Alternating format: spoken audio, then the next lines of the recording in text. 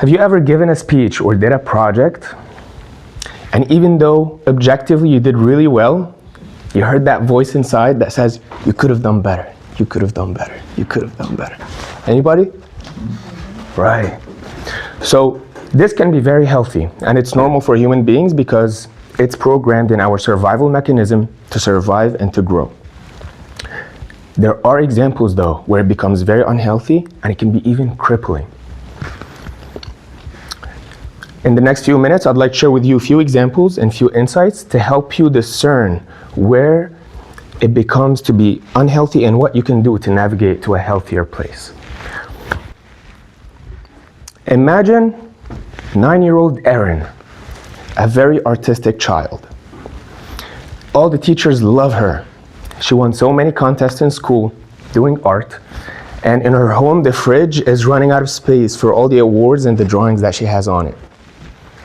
But one day she's in that contest and she's putting all this work in a drawing. It becomes so elaborate, all these hours.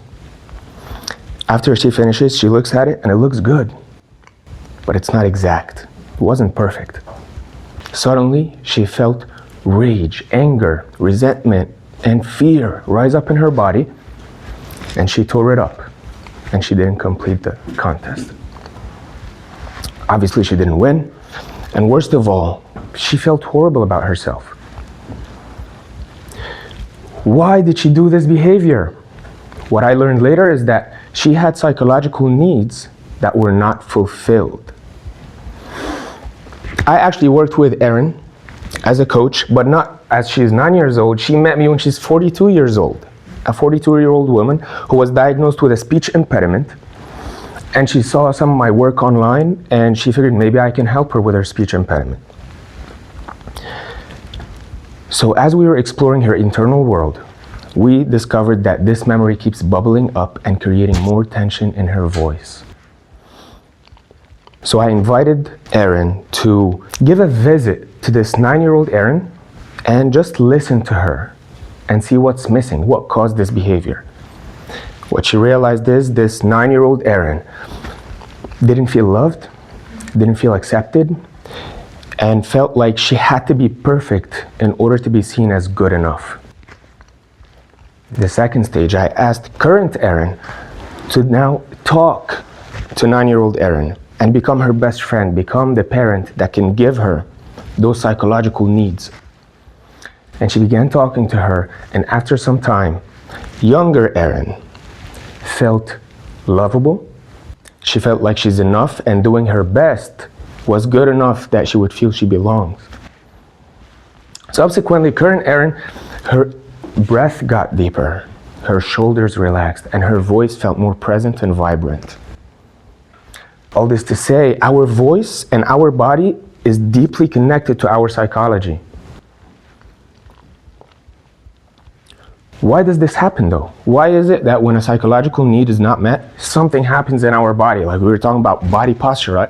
Like body language or the language of the body. So emotion is the messenger for those psychological needs. When we feel good, we feel certain emotions in the body. When we feel happy, energy moves in our body and we smile. Our shoulders relaxed. When we feel sad, energy moves through our body and we feel heaviness on our heart. Tears may fall. When we feel excited, our heart rate goes up and we become more alert. That's energy moving in the body, changing our physiology. This energy is always wanting to move. And sometimes as humans, we suppress our emotions. We suppress our anger, and sometimes we suppress our joy. When we suppress those emotions, they become stagnated in the body. They become tension in the voice, in the chest, in many areas. So my invitation to you, just like Erin was able to become her own best friend in that memory, well, some people think that our memories are fixed. It's not true. Our memories are editable. Every time you think of a memory, you're changing it. The memory changes, and you can revisit the memory. You can change how you perceive certain things in that memory, and you can change how you feel in that memory. That's right.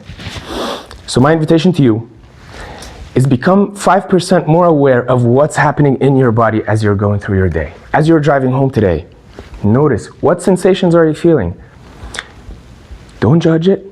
Become curious like a scientist. If it's an uncomfortable emotion, meet it with kindness. If it's a comfortable emotion, still meet it with kindness. Befriend yourself and be kind to yourself, and you'll feel more relief in your body, and it's going to reflect on the way you speak, the way you interact with people, the way you perform in your hobbies, and your own inner peace. If you got tremendous value from this presentation and you want to improve your speech in your personal life, or even if you aspire to get on stage and do public speaking, I encourage you to join my free mini course below to learn the foundations of a healthy voice and experience the vocal power yourself. I'll see you there.